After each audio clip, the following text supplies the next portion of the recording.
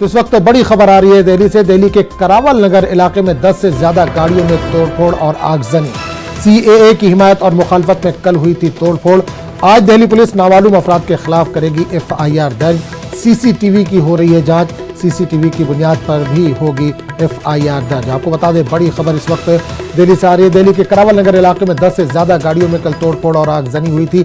CAA की हिमायत और मुखालफत में कल हुई थी तोड़फोड़। आज दिल्ली पुलिस नामालूम अफराद के खिलाफ करेगी FIR दर्ज। सीसीटीवी की हो रही है जांच। सीसीटीवी की बुनियाद पर भी होगी FIR।